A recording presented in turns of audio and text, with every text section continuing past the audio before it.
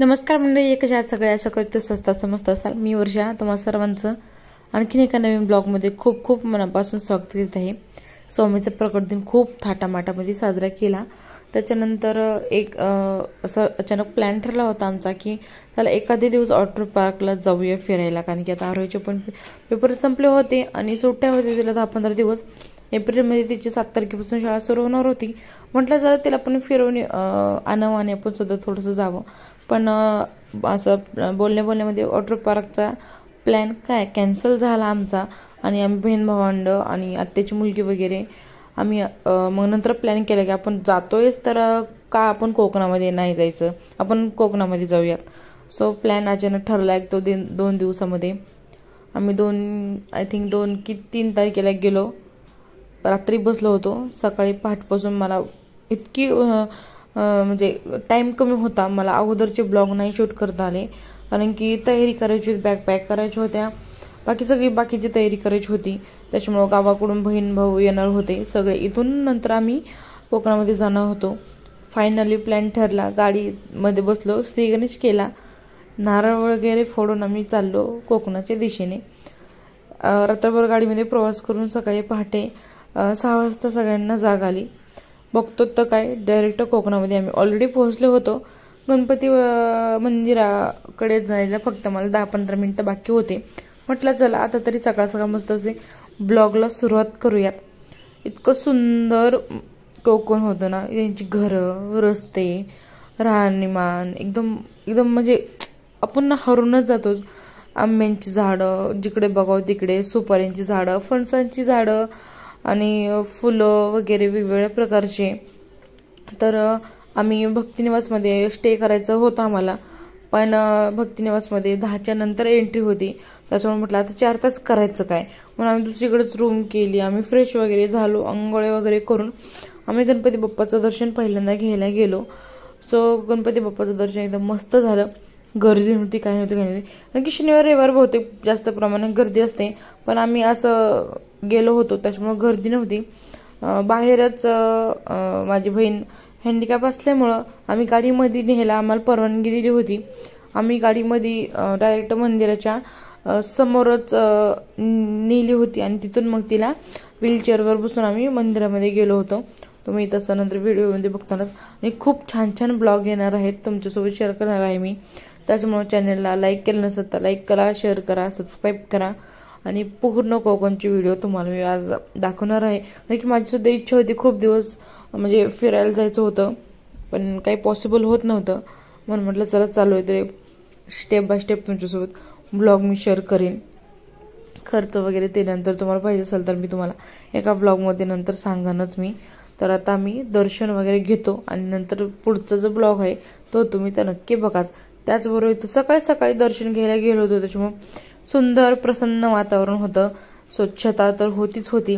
दर्शन वगैरे घेतलं आणि त्याच्यानंतर आम्ही नाश्ता केला। नाश्ता केल्याच्यानंतर डायरेक्ट आम्ही समुद्रामध्ये उतरलो आणि खूप खूप खूप एन्जॉय केला।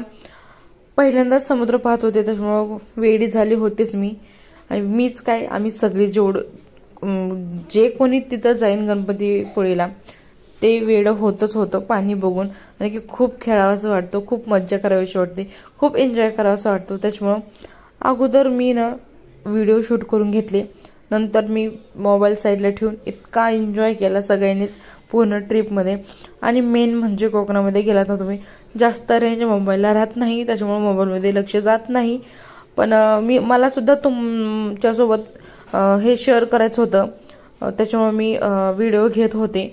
आणि मग व्हिडिओ घेतला की नंतर मोबाईल बंद करून जे काही स्पॉट असेल, बीच असेल, तो एन्जॉय करून मग नंतर मी तुमच्यासोबत घरी आल्याच्या नंतरच मला स्टेप बाय स्टेप तुमच्यासोबत हा ब्लॉग शेअर करावा।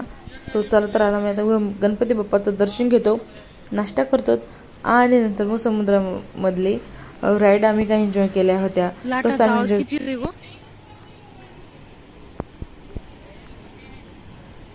समोरच आहे समुद्र, काय एकदम सुंदर।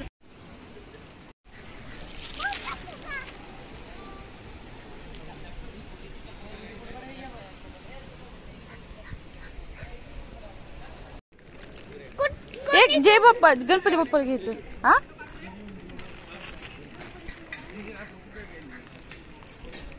थांब बाळा थांब थांब.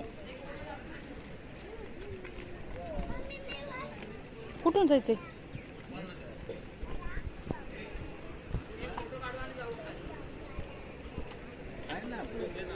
हा घेते ना. कुठे ठीक आहे तिकडं. नको नको थांब.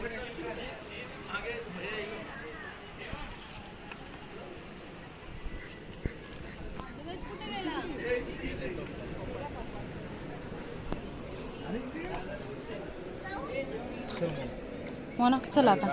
हा